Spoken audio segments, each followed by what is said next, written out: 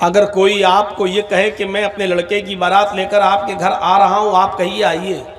اگر کوئی کہتا ہے کہ 300 آدمی آئیں گے صاحب، آپ کہیے 300 نہیں 400 لائیے۔ آپ بیٹی والے ہو، میں آپ کو جو تجربہ جو بات بتلا رہا ہوں اس کو گانٹھ باندھ لو۔ اور کوئی ہے ماں کا لال جو اٹھے اور کہے کہ مولوی جرجیس نے قرآن و حدیث کے خلاف یہ بات کہی ہے، اس کو کہیے کہ 300 نہیں 400 لائیے، 500 لائیے۔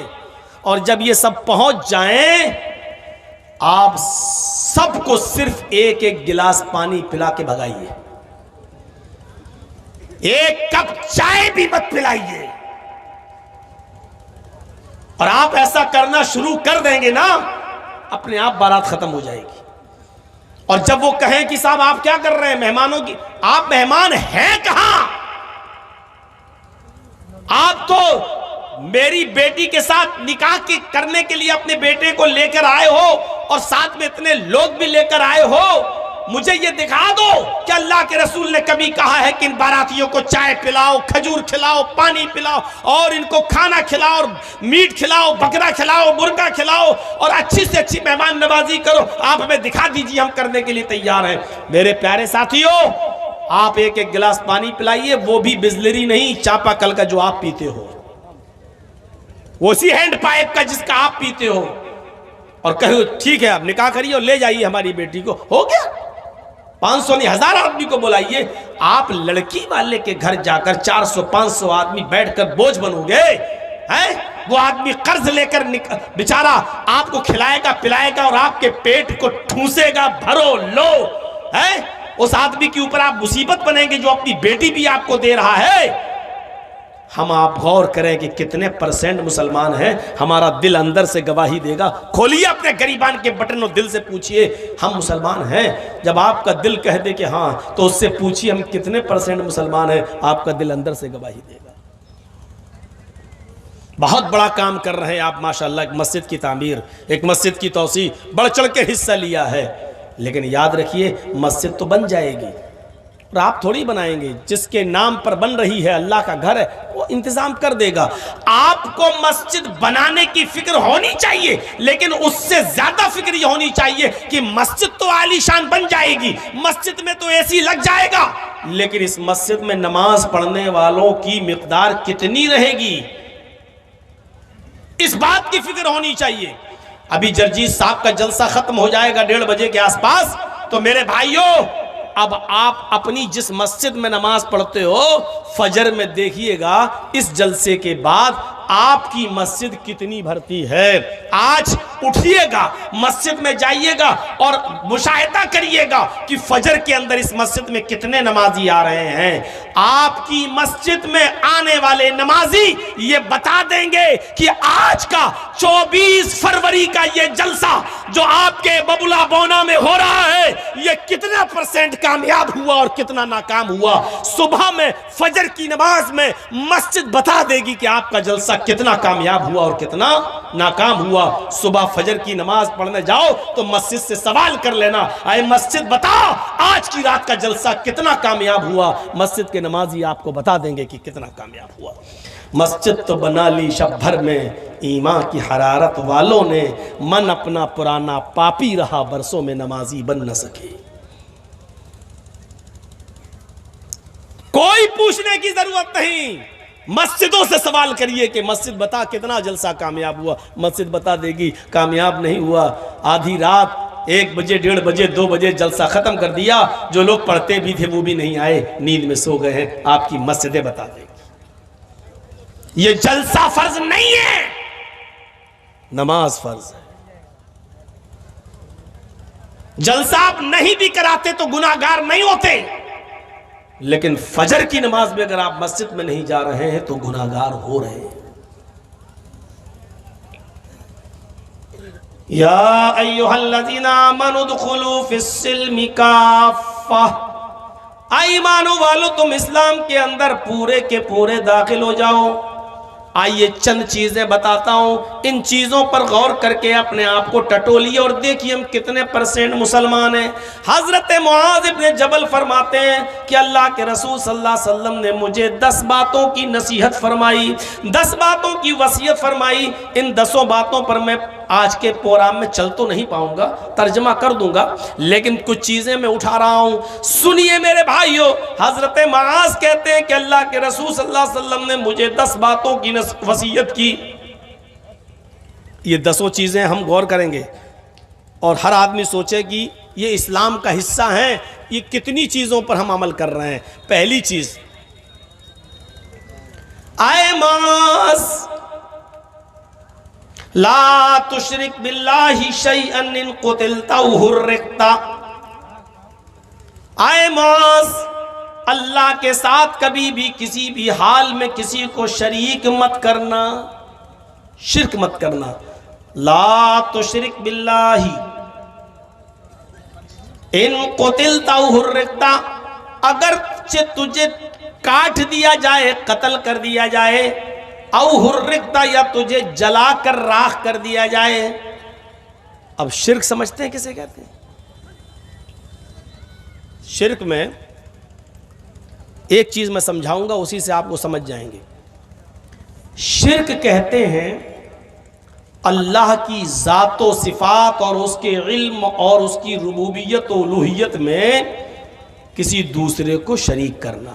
مثلا آپ یہ کہیں کہ سجدہ اللہ کو ہے، لیکن کسی اور کو بھی ہم سجدہ کر سکتے ہیں، یہ عبادت کا نہیں، تعظیمی سجدہ۔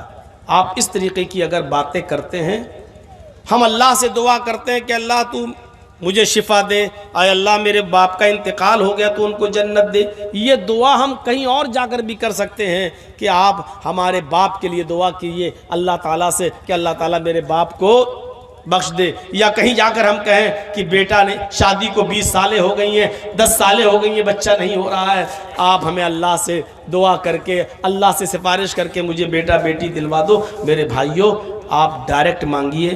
شرک کو سمجھنے کے لیے ایک اور مثال میں دیتا ہوں آپ کو۔ ایک چیز ہوتی ہے کفر اور ایک چیز ہوتی ہے شرک۔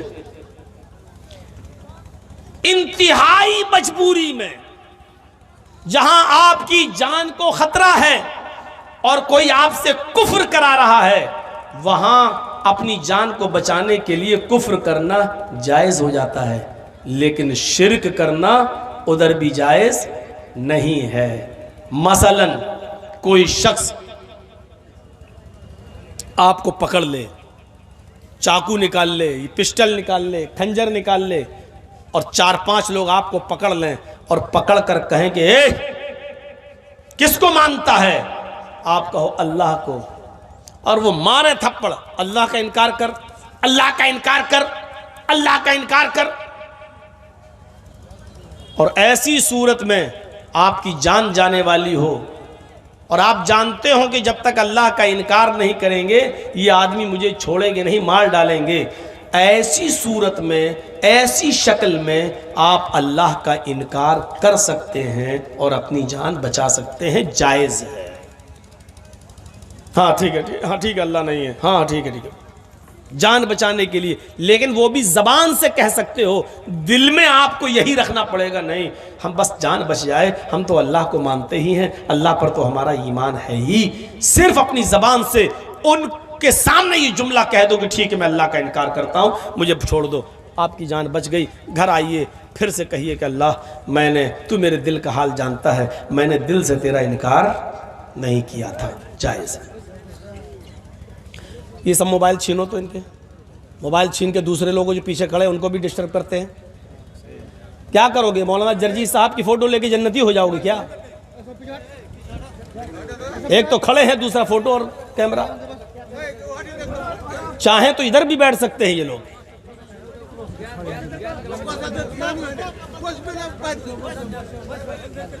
بھائی آپ تو جانتے ہیں کہ میرے نام پر جب بھیڑ ہو جاتی ہے تو اسی طریقے کا انتظام کریے۔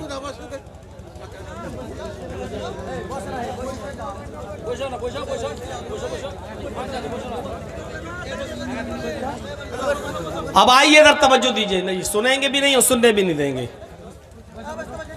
تو اللہ کا، ادھر دیکھیے، اللہ کا انکار کرنے سے جان بچ رہی ہے تو بچا لیجئے۔ اب آئیے دوسری مثال پر، شرک کیا ہوتا ہے؟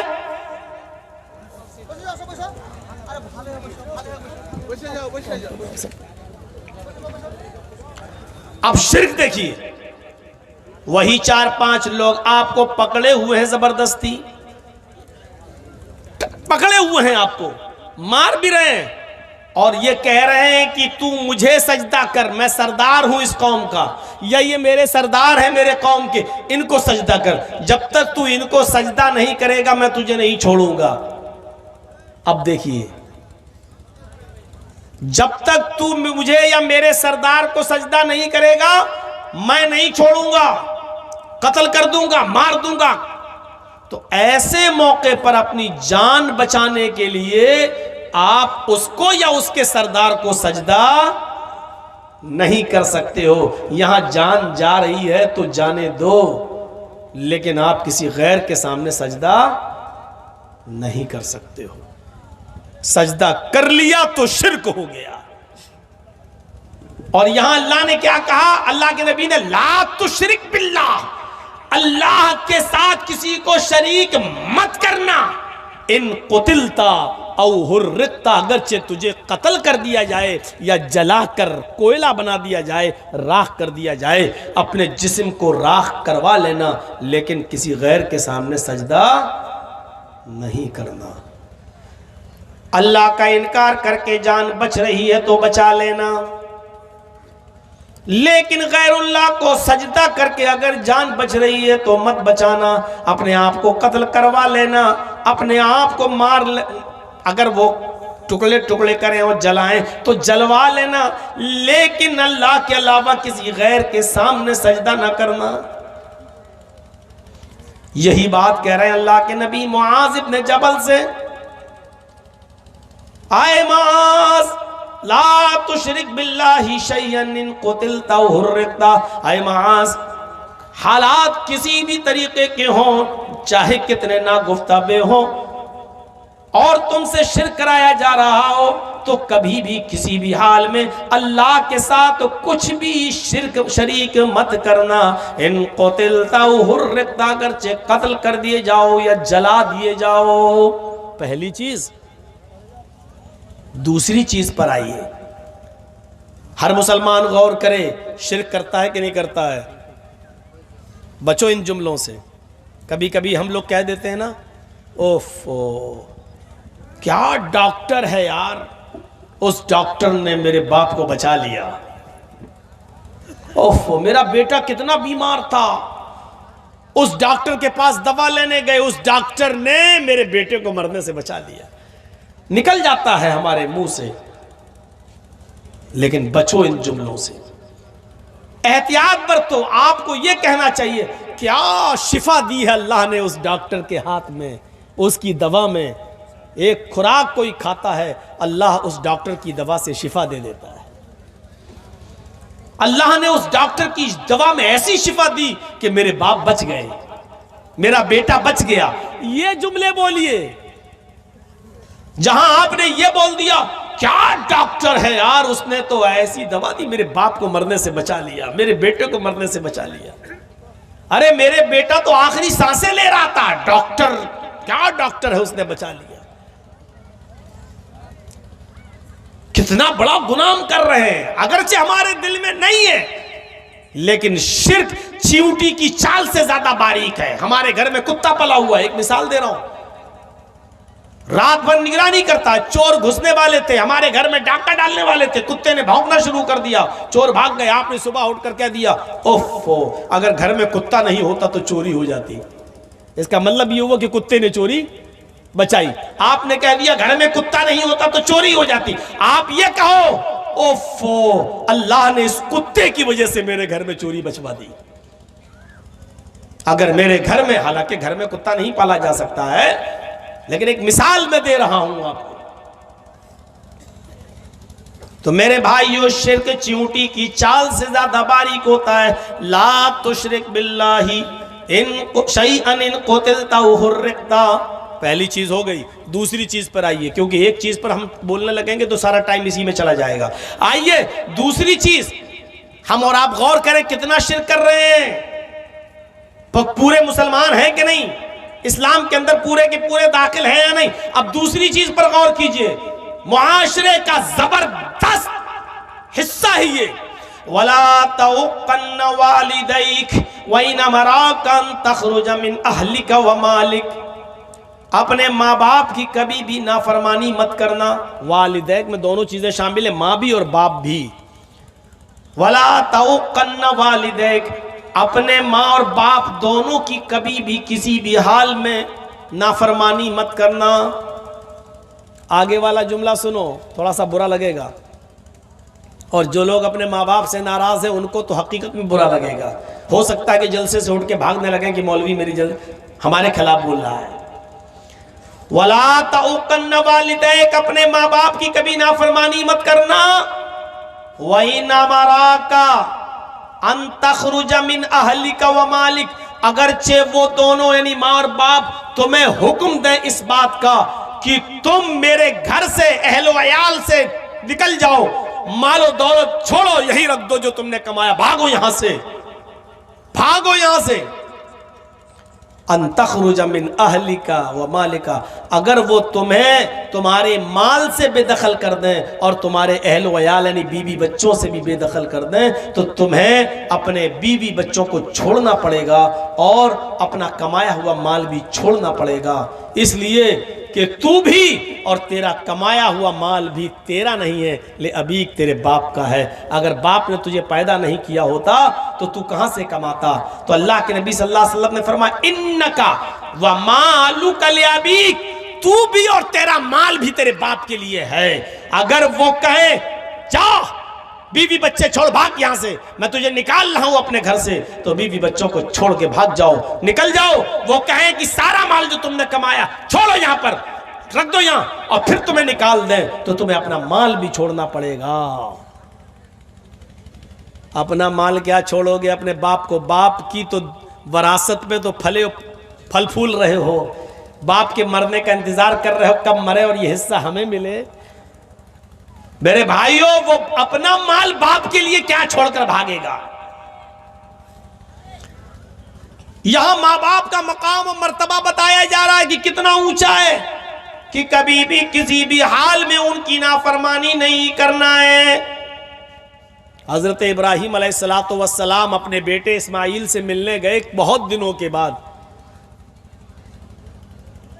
وہ ملک شام میں تھے، جب ان سے ملنے کے لیے گئے دروازے کو کھٹکھٹایا. اسماعیل علیہ السلام کی بیوی نے دروازہ کھولا. اسماعیل کی بیوی نہیں جانتی تھی کہ یہ میرے شوہر کے باپ ہیں، یعنی میرے سسر ہیں، معلوم نہیں تھا ان کو. اور ابراہیم علیہ السلام یہ جانتے تھے جب یہ عورت نے دروازہ کھولا تو یہ میرے بیٹے کی بیوی ہی ہوگی. پوچھا بیٹی مجھے اسماعیل سے ملنا ہے. بہو نے جواب دیا بزرگوار سے کہ اسماعیل تو گھر پہ ہے نہیں، وہ تو جنگل کی طرف گئے ہوئے، گھر میں کھانے پینے کو کچھ نہیں تھا اس لیے شکار کرنے کے لیے گئے. کوئی جانور جو حلال ہوگا اس کا شکار کر کے لائیں گے تب کھانا بنے گا، وہ گھر پہ نہیں ہے. ابراہیم علیہ السلام نے باتوں میں پوچھ لیا بیٹی گھر کا گزر بسر تمہارا کیسا چلتا ہے؟ کیا حال ہے تمہارے گھر کا؟ کہنے لگی بہت برا، انتہائی غریبی میں میری زندگی گزر رہی ہے. صبح اگر کھانے کو مل جاتا ہے تو شام کو بھوکی سوتی ہوں، اور شام کو اگر کھانے کو مل جائے تو دوسرے دن صبح بھوکا اٹھنا پڑتا ہے، اور پھر کھانے کو کچھ نہیں. بہت تنگی ہے، بہت پریشانیوں میں ہماری زندگی گزر رہی ہے. ابراہیم علیہ السلام نے کہا ٹھیک ہے بیٹی، اب میں تو جا رہا ہوں، آیا تو تھا تمہارے شوہر سے ملنے لیکن تمہارے شوہر تو ملے نہیں، اب میں جا رہا ہوں. جب تمہارے شوہر گھر پہ آ جائیں، یہ نہیں کہہ رہے ہیں کہ میں یعنی تمہارا شوہر یا میرا بیٹا گھر پہ آ جائے، یہ نہیں کہہ رہے، بلکہ کیا کہہ رہے ہیں جب تمہارا شوہر گھر پہ آ جائے تو اس سے کہنا کہ ایک بوڑھا آدمی آیا تھا، ایک بزرگ آدمی آیا تھا، وہ تمہیں سلام کہہ کر گیا ہے، اور اس نے یہ بھی مشورہ دیا ہے تمہارے گھر کی چوکھٹ ٹھیک نہیں ہے، اپنے گھر کی چوکھٹ بدل دو۔ عورت کہتی ہے کہ پاگل ہو گیا یہ بڈھا، سٹیا گیا، گھر کی چوکھٹ تو ٹھیک ہے، گرمیوں میں ہوا آتی ہے، سردیوں میں دھوپ آتی ہے، میں اپنی چوکھٹ گھر کی کیوں بدلوں؟ اور یہ بڈھا ہوتا کون ہے مشورہ دینے والا؟ دل میں سوچتی ہے، کہا ٹھیک ہے وہ آئیں گے تو کہہ دیں گے۔ ابراہیم علیہ السلام وہاں سے چلے گئے۔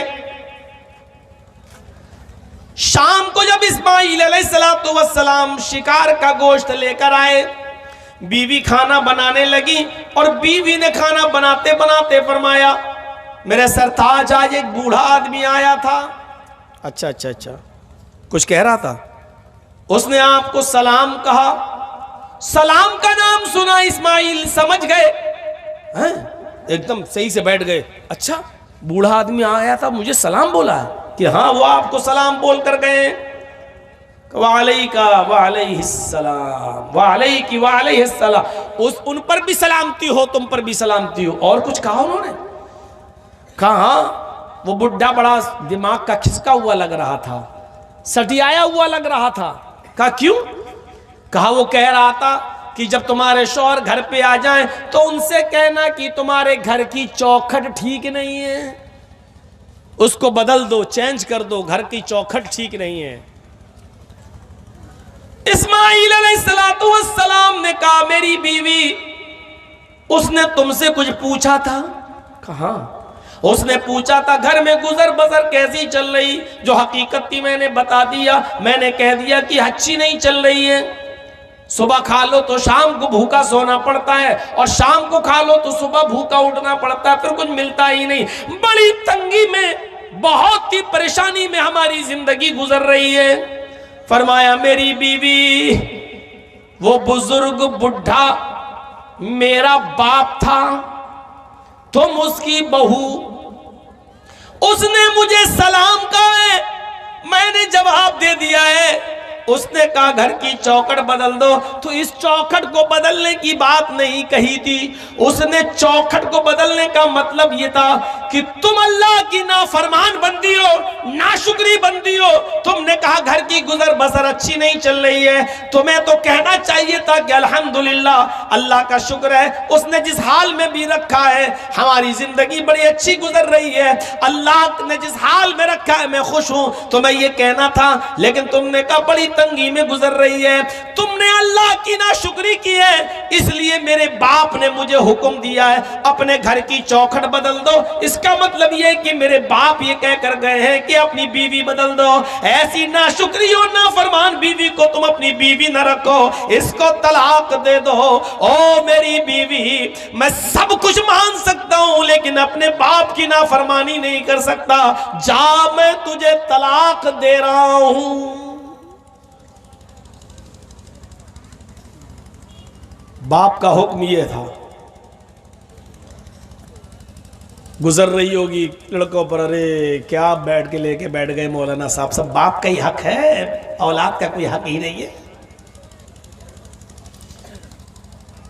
ابراہیم علیہ السلام نے حکم دیا اور بیٹے نے اس کو کر ڈالا۔ اسماعیل نے دوسری شادی کی، پھر کچھ عرصے کے بعد ابراہیم علیہ السلام دوبارہ آئے۔ اسماعیل علیہ السلام دوبارہ بھی نہیں تھے، شکار کھیلنے گئے ہوئے تھے، پھر دروازے کو دستک دی، دوسری والی جو بیوی نئی تھی انہوں نے دروازہ کھولا، السلام علیکم، وعلیکم السلام ہوا، کہا مجھے اسماعیل سے ملنا ہے۔ نہیں وہ تو نہیں ہے، جنگل میں گئے ہیں، شکار کھیلنے کے لیے گئے ہیں، گھر میں کھانے کے لیے گوشت کا انتظام کرنے کے لیے گئے ہیں۔ اچھا ٹھیک ہے، کوئی بات نہیں، یہ بتاؤ گھر کی گزر بسر کیسی چل رہی ہے؟ کہا الحمدللہ اللہ کا شکر ہے، اللہ کا شکر ہے، اللہ نے جس حال میں بھی رکھا ہے اس کا بہت بہت شکر ہے۔ اللہ رب العالمین بھوکا اٹھاتا ضرور ہے لیکن بھوکا سلاتا نہیں ہے، اللہ کا شکر ہے کہ وہ ہم کو ہر حال میں اس کا شکریہ ادا کرتی ہوں۔ ٹھیک، یہ جانے لگے تو کہنے لگے کہ بیٹی جب اسماعیل گھر پہ آ جائیں تو کہنا کہ ایک بوڑھا آدمی آیا تھا، اس نے تمہیں سلام کہا ہے اور یہ بھی کہا ہے کہ گھر کی چوکھٹ بہت اچھی ہے، اس چوکھٹ کی حفاظت کرنا، اس چوکھٹ کو بچا کے رکھنا، اس چوکھٹ میں کچھ کرنے کی ضرورت نہیں، بہت اچھی ہے گھر کی چوکھٹ تمہاری۔ جب اسماعیل علیہ السلام آئے تو بیوی نے پوری بات بتائی۔ اسماعیل علیہ السلام نے اللہ کا شکر ادا کیا اور کہا میری بیوی جانتی ہو وہ کون تھے؟ وہ میرے باپ تھے، سلام کرنے والا میرا باپ، وہ بوڑھا آدمی میرا باپ، اور چوکھٹ جانتی ہو؟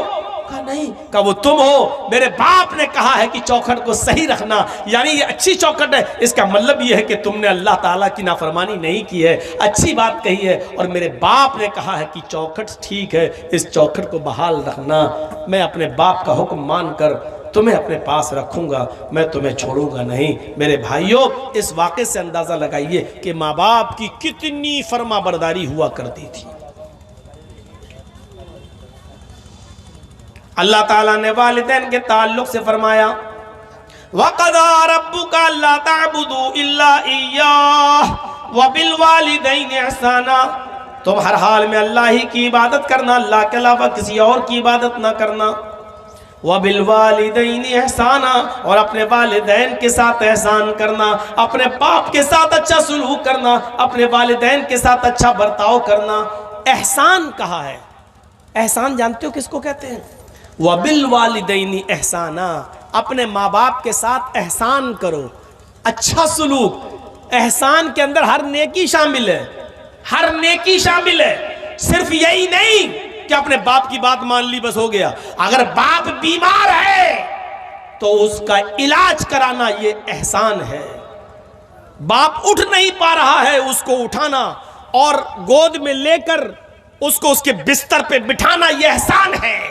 باپ بستر پہ لیٹا ہوا ہے، کہہ رہا بیٹے مجھے دروازے کے باہر کرسی لگا کر بٹھا دو، تھوڑی دیر میں باہر کی ہوا کھانا چاہتا ہوں، اور وہ اٹھ نہیں پاتا ہے، تو باپ کے لیے وہ کرسی دروازے کے باہر رکھنا اور اپنے باپ کو اپنی کمر پہ لاد کے لے جا کر اس کرسی پر بٹھا دینا، یہ نیکی میں، احسان میں شامل ہے۔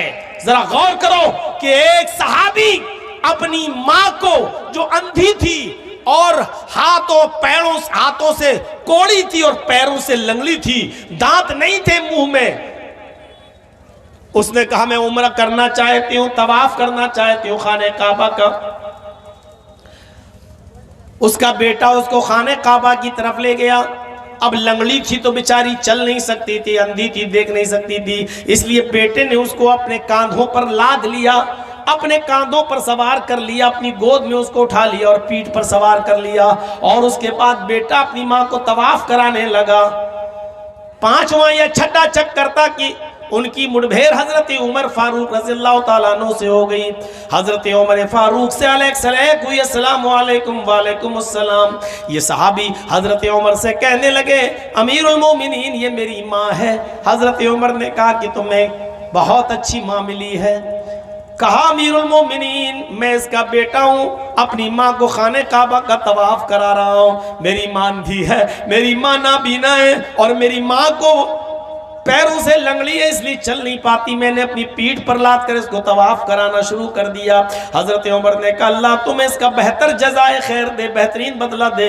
اس شخص نے کہا امیر المومنین میں اپنی ماں کو اپنے ہاتھ سے کھلاتا ہوں، اپنے ہاتھ سے کھانا بنا کر تیار کرتا ہوں، اپنے ماں کے کپڑے میں اپنے ہاتھ سے دھلتا ہوں، اپنے ماں کی گندگی کو لیٹرین و پیشاب و پائخانے کو بھی میں صاف کرتا ہوں۔ میری ماں نے طواف کرنے کی خواہش کی تو میں اس کو لایا اور میں اپنی پیٹھ پر لاد کر اپنی ماں کو طواف کرا رہا ہوں۔ کیا میں نے اپنی ماں کا حق ادا کر دیا جو قرآن و حدیث میں ماں کا حق بتایا گیا ہے؟ کیا میں نے اپنی ماں کا حق ادا کر دیا؟ حضرت عمر فاروق نے ہنستے ہوئے فرمایا تم حق کی بات کہتے ہو کہ تم نے اپنی ماں کا حق ادا کر دیا؟ ارے سنو، جب تمہاری ماں تمہیں پیدا کر رہی تھی، جب تمہیں جن رہی تھی، جب تم اس کے پیٹ سے باہر آ رہے تھے، جب تمہاری ماں تمہیں پیدا کر رہی تھی اور درد کی وجہ سے جب وہ کراہ رہی تھی، درد کی وجہ سے جب وہ رو رہی تھی اور اس کی آواز آہ کر کے نکل رہی تھی، جب تم اپنے ماں کے بطن سے باہر آ رہے تھے اور وہ درد سے کراہ رہی تھی، چیخ رہی تھی، وہ چلا رہی تھی، اس کے منہ سے جو آہ نکلی تھی پہلی پہلی چیخ جو اس کے منہ سے نکلی، ابھی تو نے اس پہلی کا بھی حق ادا نہیں کیا، تو اپنی ماں کی پوری زندگی کا حق ادا کیا کرے گا؟ تو نے تو ابھی اپنی ماں کی پہلی کا بھی حق ادا نہیں کیا۔ پیشاب پائخانہ صاف کرنے والا لڑکا، اپنے ہاتھ سے کھانا بنا کر ماں کو کھلانے والا لڑکا، اپنی پیٹھ پر لاد کر خانہ کعبہ کا طواف کرانے والا بیٹا، اور اس حال میں حضرت عمر کہہ رہے ہیں کہ جب وہ تجھے پیدا کر رہی تھی اور درد کی وجہ سے چیخ رہی تھی، ابھی تو نے اس کی پہلی کا بھی حق ادا نہیں کیا۔ نوجوانوں ذرا سوچو، ماں اور باپ کا درجہ کتنا بڑا ہے، اس کا مقام کتنا بڑا ہے۔ ہم اسلام میں پورے کے پورے داخل ہیں، کیا ہم اپنے ماں باپ کی ایسی خدمت کرتے ہیں؟ کیا ہم ماں باپ کی ایسی سیوا، ایسی خدمت کر رہے ہیں؟ ایسی اولاد، تاریخ کے اوراق پڑھیے تو ایسی اولاد گزرے گی کہ باپ بھی جیل میں اور بیٹا بھی جیل میں، باپ کی عمر 90 سال اور بیٹے کی عمر 50 سال، باپ بھی جیل میں اور بیٹا بھی جیل میں، لیکن دونوں پکے نمازی۔ بیٹے نے دیکھا کہ میرا باپ جیل کے اندر ہے اور 90 سال کی عمر ہے اور نماز ایک بھی وقت کی نہیں چھوڑتا ہے، اور میں بھی نہیں چھوڑتا ہوں، اور جیل میں ٹھنڈا پانی ملتا ہے، سردیوں کی سخت رات ہے، سردیوں کی اس ٹھنڈی رات میں ٹھنڈے پانی سے وضو بناتے وقت میرے باپ کو بار بار الرجی ہو جاتی ہے، نزلہ ہوتا ہے، زکام ہونے لگتا ہے، اس کو فیور آ جاتا ہے، تو کیا کرنا چاہیے؟ اس کا 50 سال کا بیٹا رات میں عشاء کی نماز کے بعد اپنے باپ کو بستر پر سلا دیتا تھا کہ تم سو جاؤ، فجر میں اٹھنا ہے۔ باپ اسی جیل کے اندر سونے لگتا اور بیٹا تانبے کے لوٹے میں پانی بھرتا، اور اس پانی کو، اس لوٹے کو اپنے پیٹ سے لگا لیتا، اور صبح فجر کی اذان تک، فجر کی نماز تک اس لوٹے کو اپنے پیٹ سے لگائے رکھتا کہ پیٹ کی گرمی سے پانی میں کچھ گرمی آ جائے، اس پیٹ کی گرمی سے پانی میں کچھ حرارت آ جائے، اور جیسے ہی فجر کا وقت ہوتا بیٹا فوراً اپنے باپ کو پانی دیتا، جو قدرے گرم ہو جاتا، تھوڑا بہت اس کی ٹھنڈک مٹ جاتی اور تھوڑی گرمی آ جاتی، کہتا بابو جلدی سے وضو بنائیے، پانی ٹھنڈا ہو جائے گا، اور اس کا باپ جلدی سے وضو بناتا۔ میرے پیارے ساتھیوں، یہ واقعہ کئی چیزوں کی طرف اشارہ کر رہا ہے۔ پہلا اشارہ تو یہ کرتا ہے کہ 90 سال کے باوجود باپ فجر تک کی نماز قضا نہیں کر رہا ہے، جیل کی سلاخوں میں ہونے کے باوجود باپ نماز کا عادی ہے، اور بیٹا پوری رات لوٹے کو اپنے پیٹ سے لگا کر پانی کو گرم کر رہا ہے کہ پیٹ کی گرمی سے پانی کچھ گرم ہو جائے۔ یہ باپ کی خدمت کا ایک انوکھا واقعہ ہے۔ میرے بھائیوں ذرا اندازہ لگاؤ کہ ایسی اولادیں آج کہاں ملیں گی، ایسی بچے آج کہاں ہیں جو اپنے ماں باپ کی ایسی خدمت کرنے والے ہوں، جو اپنے ماں باپ کی ایسی سیوا کرنے والے ہوں۔ فرمایا وَلَا تَعُقَّنَّ وَالِدَيْكَ وَإِنَّ مَرَاكَ أَن تَخْرُجَ مِنْ أَهْلِكَ وَمَالِكَ، اپنے ماں باپ کی کبھی بھی نافرمانی مت کرنا، اگرچہ وہ دونوں تمہیں تمہارے بیوی بچوں سے دور ہونے کا حکم دے دیں اور مال و دولت کو چھوڑ دینے کا آرڈر دے دیں، اس کے باوجود تم اپنے ماں اور باپ کا دل مت دکھانا اور ان کی خدمت کرتے رہنا، ان کی نافرمانی کبھی مت کرنا۔